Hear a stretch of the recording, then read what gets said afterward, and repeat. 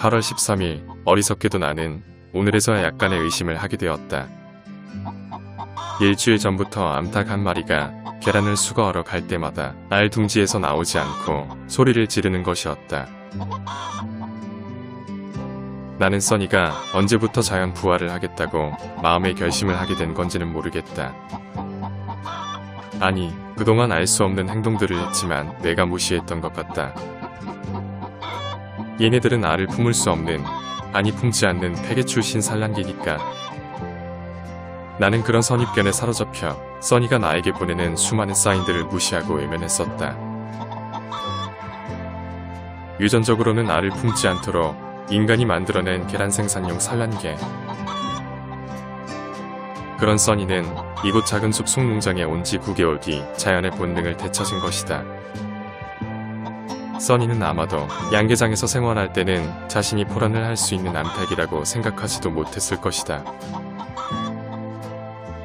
무엇이 그녀를 변화하게 만든 것일까? 우선 써니가 산란 장소로 즐겨 사용하는 계집을 톰과 제리가 머무르고 있는 닭장으로 옮겼다. 써니가 자연 부화를 성공하길 바라는 마음에 외부의 방해가 없는 조용하고 아늑한 장소가 필요해서였다. 앵두가 왔다. 날씨가 조금씩 선선해지니까 앵두는 다시 촬영 욕심이 생겨서 나를 따라다니기 시작한다. 그나저나 과연 써니는 자연 부화를 성공적으로 잘할 수 있을까? 한여름 때보다 기온은 다소 내려갔지만 습도가 너무 높아 자연 부화를 성공하기에는 너무나 불리한 조건이기 때문이다. 그동안 테스트용으로 품고 있던 가짜 모형알을 빼내고 진짜 계란을 3개 넣어주기로 한다. 써니는 성격이 너무 착해서 이렇게 가까이 손을 넣어도 한 번도 나를 쫀 적이 없다.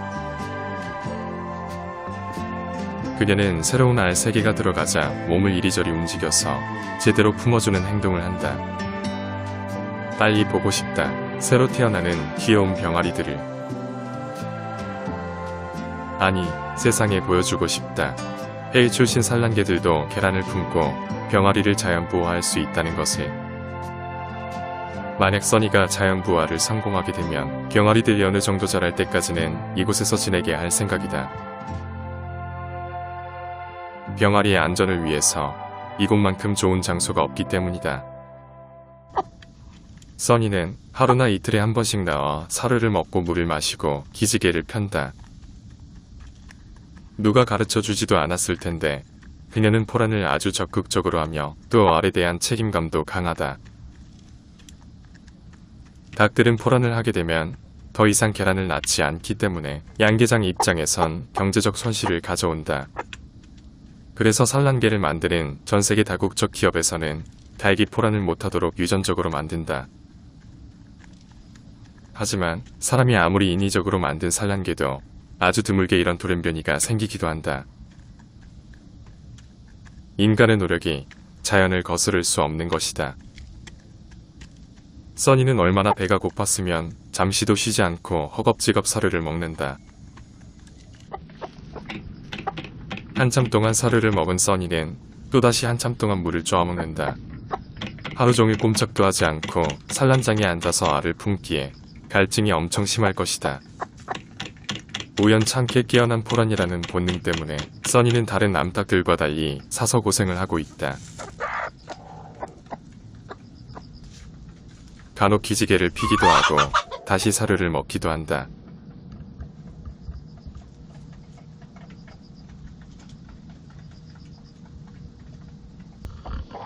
충분한 사료와 물을 먹은 써니는 산란장으로 들어간다. 하지만 발걸음이 쉽게 떼어지지가 않는다. 그곳에 들어가면 또다시 하루나 이틀 동안 꼼짝도 못하고 알을 품어야 하는 것을 알기에 써니는 망설여지는 것이다. 알을 품어야만 한다는 본능과 편해지고 싶다는 또 다른 본능이 서로 싸우고 있다.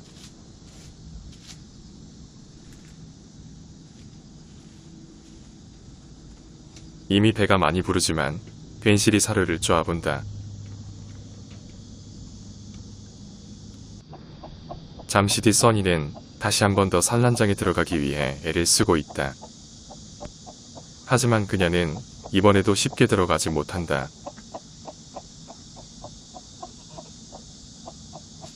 여러 번의 망설임 뒤 써니는 다시 들어가기로 결심한다.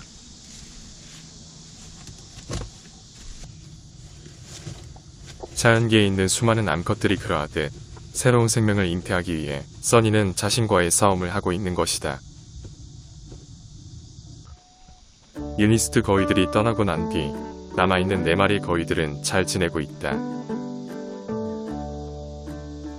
하지만 여전히 어른 거위들은 남아있는 청년 거위들을 가족으로 받아들여주지 않고 있다.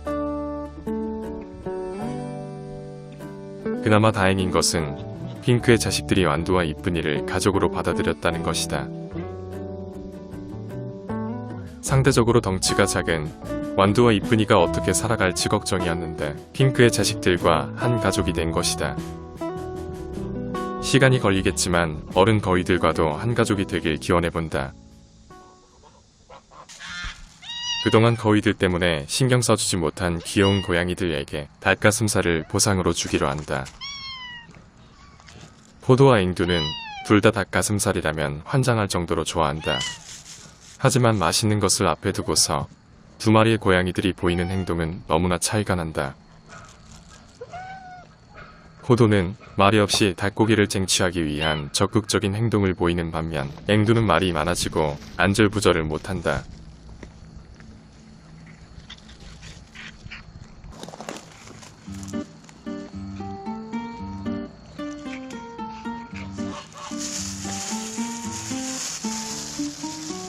대신 집사가 닭고기를 배급하는 순간부터는 앵두가 포도보다 좀 더 적극적으로 닭고기를 먹기 위해 노력한다.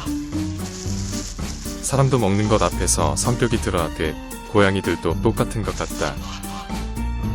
기다릴 줄 아는 고양이 포도는 한자리에 앉아서 내가 주는 것을 받아먹는데 앵두는 아주 적극적으로 자신의 식탐을 드러낸다.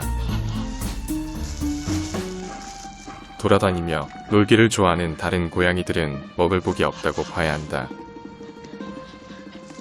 특히 먹는 것에 유난히 촉이 발달한 앵두는 동물적인 감각으로 내가 언제쯤 닭고기를 주는지 아는 것 같다.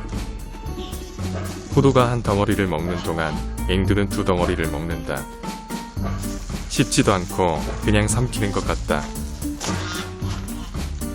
고양이들이 닭고기를 너무 좋아하는 것을 알지만 항상 적당한 양만 먹이려고 노력한다.